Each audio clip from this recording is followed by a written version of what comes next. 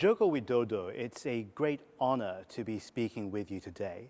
This is your first interview as President of Indonesia and as such leader of 250 million people.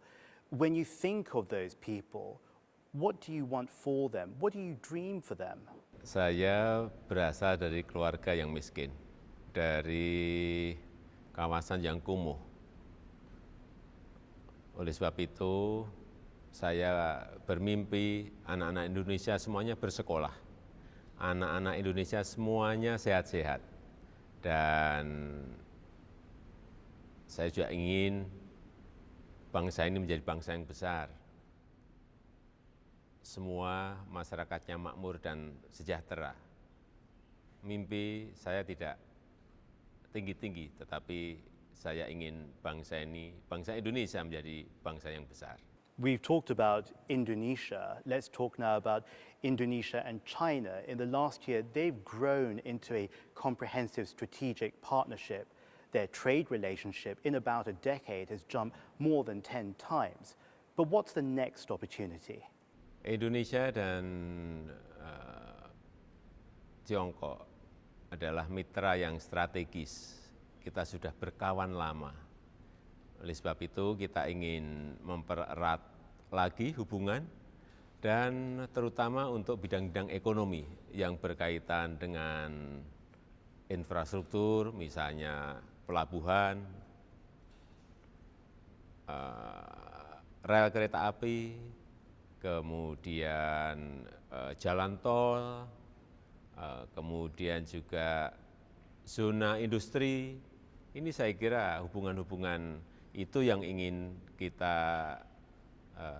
kerjakan dengan Tiongkok, sehingga hubungan Tiongkok dan Indonesia lebih erat lagi.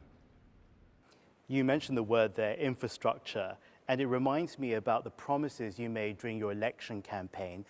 At that time, you spoke a lot about building a maritime highway and strengthening Indonesia's maritime might. And those words were not dissimilar to comments made by China's President Xi Jinping when he was right here this time last year.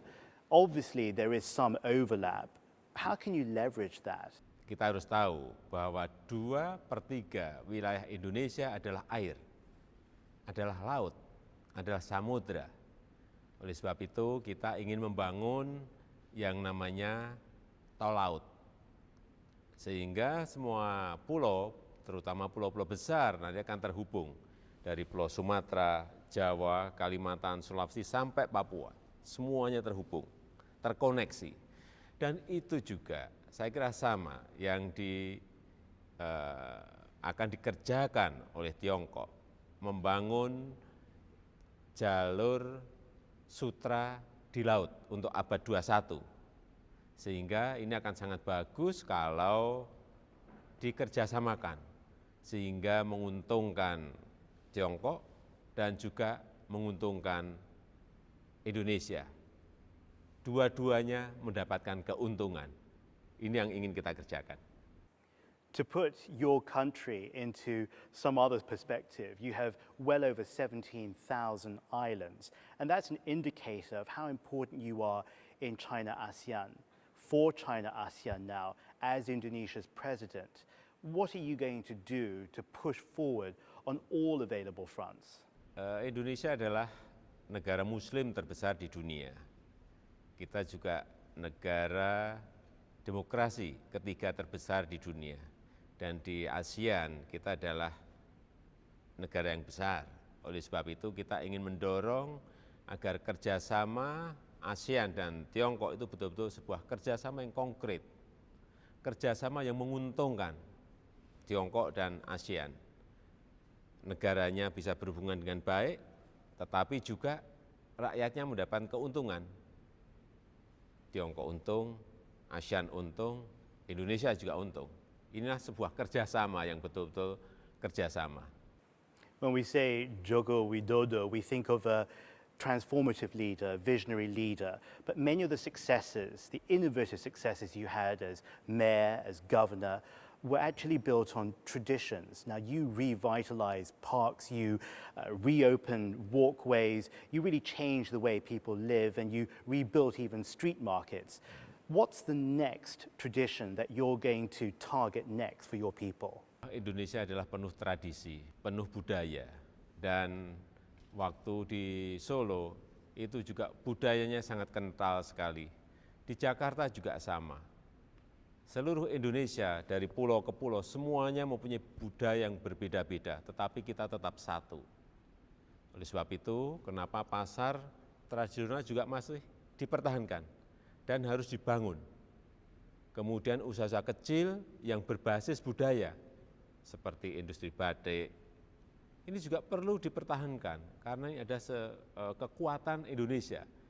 Bukan hanya kekuatan kota, bukan hanya kekuatan provinsi, ini ada kekuatan Indonesia. Inilah yang ingin kita promosikan ke dunia.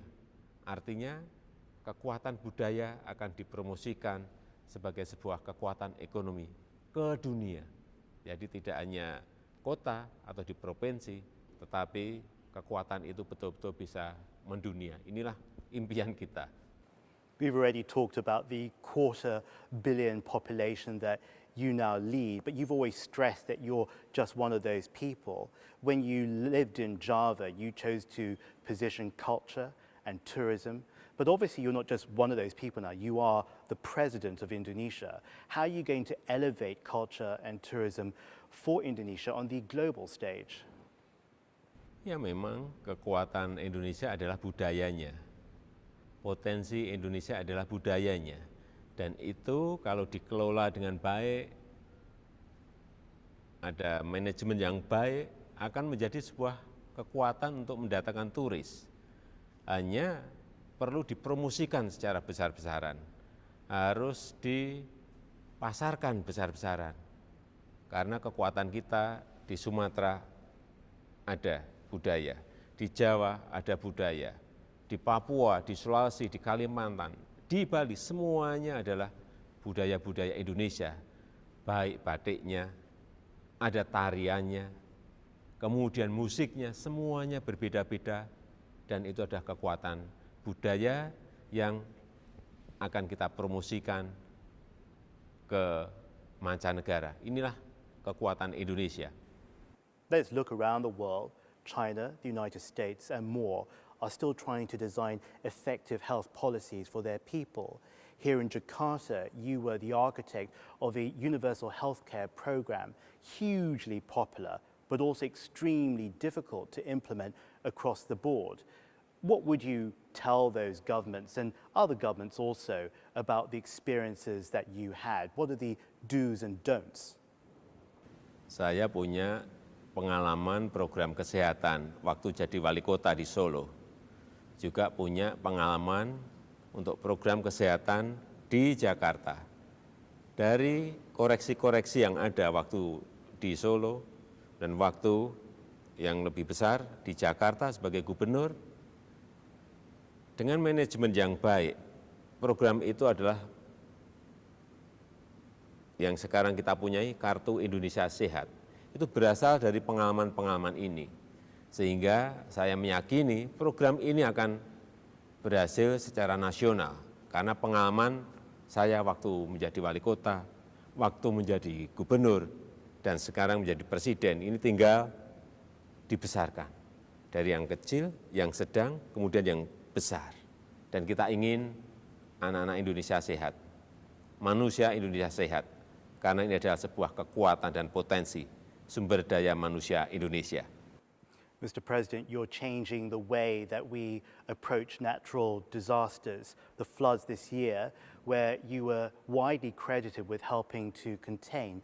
But whether we talk about floods, landslides, earthquakes, even volcanic eruptions, these are at their core human tragedies. What would you tell governments watching now about how best to prevent and respond to these human crises? Yang paling penting adalah memberitahu masyarakat, memberikan edukasi, pembelajaran kepada masyarakat. Kalau ada bencana harus bergerak seperti apa. Dan pada saat bencana, masyarakat harus digerakkan untuk bersama-sama, untuk bergotong royong mengatasi bencana itu. Dan pengalaman saya, banjir di Solo, kemudian juga di Jakarta, kemudian waktu presiden, kemudian ada gunung berapi meletus di Sinabung juga. Ini adalah pekerjaan-pekerjaan antara pemerintah dengan masyarakat, juga sebagian ada yang juga dari militer, dari TNI yang bergerak bersama-sama, bekerja bersama-sama untuk menyelesaikan setiap bencana yang ada. Tanpa itu kita akan kesulitan. Saya melihat bahwa masyarakat sekarang sudah siap menghadapi bencana-bencana yang ada, meskipun kita tidak ingin ada bencana di Indonesia. Tetapi kalau ada, masyarakat siap, pemerintahnya juga harus siap, dan semuanya harus bekerja bersama-sama untuk mengatasi itu. President Joko, we wish you the very best of luck. Thank you very much. Terima kasih. Terima kasih. Terima kasih. Thank you, Jim.